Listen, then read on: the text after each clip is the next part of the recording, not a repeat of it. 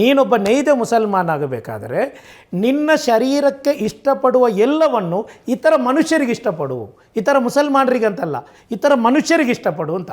ಈ ಒಂದು ಸುಂದರವಾದಂತಹ ಕುರ್ಆನನ್ನು 90 ಲಕ್ಷ ಮುಸಲ್ಮಾನರು ನಿಮಗೆ ಹೇಳಿಕೊಡುವಾಗ ಯಾರೋ ಒಬ್ಬ ಅಥವಾ ಒಂದು 10,000 ಮಂದಿ, ಅಜಿತ್ ಅವರ ಇದರಲ್ಲಿ ಒಂದು ಪಠ್ಯ ಇರಲಿ, ಇವರ ವಿರುದ್ಧ ನಾವೆಲ್ಲ ಒಟ್ಟಾಗಿ ಹೋರಾಟ ಮಾಡಬೇಕು. ಅವರು ಇಸ್ಲಾಮಿಕ್ ಟೆರರಿಸಮ್, ಅವರಿಗೂ ಇಸ್ಲಾಮಿಗೆ ಸಂಬಂಧ ಕಲಿಸುವಾಗ ಎಲ್ಲರೂ ಸುಮ್ಮನಾಗ್ತಾರೆ. ನೋಡಿ, ಮಾಧ್ಯಮದವರು ನಮ್ಮ ಮೇಲೇ ಅಪಾದನೆ ಮಾಡ್ತಾರೆ, ನಾವು ಯಾಕೆ ಈ ಉಸಾಬರಿ ಹೋಗಿ ನಮ್ಮ ಮೇಲೇ ಸಂಶಯ ದೃಷ್ಟಿಯಿಂದ ನೋಡಬೇಡಿ. ದಯವಿಟ್ಟು ಮುಸಲ್ಮಾನರ ಬಗ್ಗೆ ಸಂಶಯ ದೃಷ್ಟಿಯಿಂದ ನೋಡಬೇಡಿ. ನಾವು ಒಟ್ಟಾಗಿ ಏನು ಮಾಡೋಣ, ಬಸವಣ್ಣವರ ಕರ್ನಾಟಕ ಕಟ್ಟೋಣ, ಗಾಂಧೀಜಿಯವರ ಭಾರತವನ್ನು ಕಟ್ಟೋಣ. ನಮಗೆ ಉಸಾಮಾ ಬಿನ್ ಲಾದನೂ ಬೇಡ, ಗೋಡ್ಸೆನೂ ಬೇಡ. ನಾವು ಒಳ್ಳೆ ಸೌಹಾರ್ದಯುತವಾದಂಥ ಭಾರತ ಕಟ್ಟೋಕೆ ನಾವೆಲ್ಲರೂ ಒಟ್ಟಾಗೋಣ, ಸಂಶಯ ಪಡೋದಿಲ್ಲ.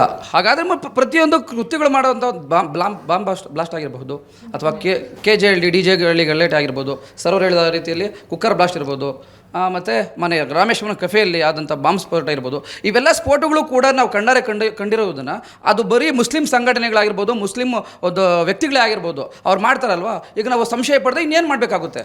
ಅದಕ್ಕೆ ನಾನು ಹೇಳ್ತಾ ಇರೋದು, ಭಾರತದಲ್ಲೇ ನಡೆದಂಥ ಹಲವಾರು ಬಾಂಬ್ ಸ್ಫೋಟಗಳು ಬರೀ ಮುಸಲ್ಮಾನರಲ್ಲ. ಅಮೇರಿಕಾದ ವರದಿ ಏನು ಹೇಳುತ್ತೆ ಗೊತ್ತಾ, 2% ಮಾತ್ರ ಮುಸಲ್ಮಾನರು ಮಾಯೋಯಿಸ್ಟುಗಳು, ಅದೇ ರೀತಿಯಲ್ಲಿ LTT, ಈ ರೀತಿಯಲ್ಲಿ ಎಲ್ಲರನ್ನೂ ವಿಂಗಡಿಸಿ ಅಮೇರಿಕಾ ವರದಿ ಮಾಡಿದೆ.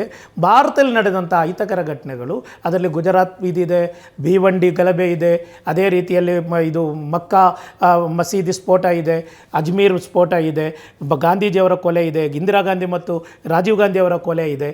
ಎಲ್ಲವನ್ನೂ ಸೇರಿಸಿ ಅವ್ರು ಏನು ಹೇಳ್ತಾರೆ, 2% ಮಾತ್ರ ಮುಸಲ್ಮಾನರಿಗೆ ಸಂಬಂಧಪಟ್ಟಂತೆ ಮುಸ್ಲಿಂ ಉಗ್ರವಾದಿಗಳು ಮಾಡಿದಂಥ ಕೃತ್ಯಗಳು ಅಂತ. ಹಾಗಾದರೆ 98% ಮಾಡಿದ್ದು ಮುಸಲ್ಮಾನರಲ್ಲ ಅಂತ ಆಯ್ತಲ್ಲ. ಆದ್ರಿಂದ ನಾನು ಹೇಳ್ತಾ ಇರೋದು ಅದರ ಅರ್ಥ, ಒಂದು ನಿಮಿಷ ನಾನು ಬರ್ತೀನಿ. ಈ 98% ಹಿಂದೂಗಳು ಅಂತ ನಾವು ಹೇಳಿಲ್ಲ, ಅದೇ ರೀತಿ ಹೇಳಬಾರ್ದು. ಯಾಕಂದರೆ ಹಿಂದೂ ಧರ್ಮಕ್ಕೂ ಈ ಏನು ಕೋಮುವಾದ ಉಗ್ರವಾದತನ ಮಾಡುವುದಕ್ಕೂ ಸಂಬಂಧ ಇಲ್ಲ.